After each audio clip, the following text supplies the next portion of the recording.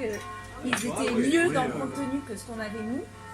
Et je trouvais ça déjà très bien. Et bon, bah, j'étais de l'autre côté, donc j'étais dans la concurrence, mais c'était pas méchant.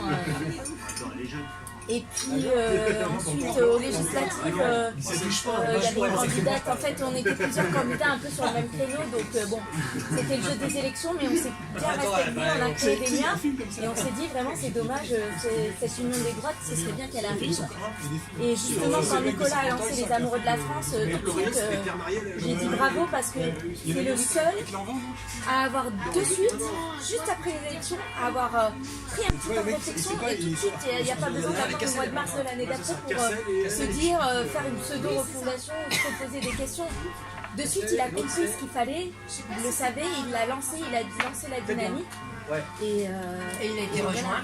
Et il a été rejoint en plus. Oui, parce que c'est quand même quelqu'un raisonnable, de sérieux. Et qui se lance dans les trucs parce que il est celui qui est le plus à même. Mais je veux dire, s'il trouve quelqu'un qui est plus à même de représenter ses idées, etc., il n'hésitera pas. C'est pas la boutique comme les autres partis. Il est là, il est prêt à partager. Du moment que c'est les idées qui priment. Et du coup, je trouve ça très respectueux. Et c'est vrai que quand on regarde son parcours, voilà, comme je vous avais dit, il a ouvert son site Les Amoureux de la France parce qu'on donne nos idées, et il pioche, il chiffre, il voit si c'est dans ses idées. Du coup, il n'y avait pas besoin de grand débat. À combien on est aux amoureux? Parce que la dernière fois que je suis allé, c'était 1 460 000. Je crois que la plateforme est plus trop maintenue en ce moment parce qu'il y a la campagne électorale, etc.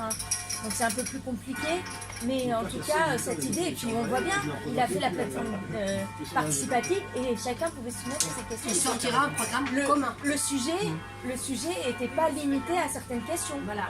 Il y avait vraiment, on touchait à tous les sujets, contrairement à ce grand débat. Voilà, encore une fois, il était en avance sur son temps. Et c'est ce que j'admire beaucoup. Il a vraiment une vision à long terme et des fois, on ne comprend pas forcément, mais on peut lui faire confiance parce que ce qu'on ne voit pas forcément, lui, il l'a déjà vu. Nous, on s'en est rendu compte parce que plusieurs fois, on a dit mais les Gilets jaunes, ils les avaient fait en 2012. Oui, non, mais je veux dire, il y a toujours eu.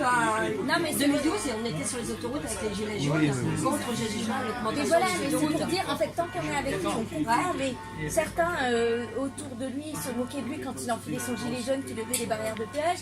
Et regardez aujourd'hui. C'est bon signe. Voilà. Les gens qui se moquent. Il faut dire une chose, il est Le visionnaire. Ouais, c'est un visionnaire. faut dire une chose.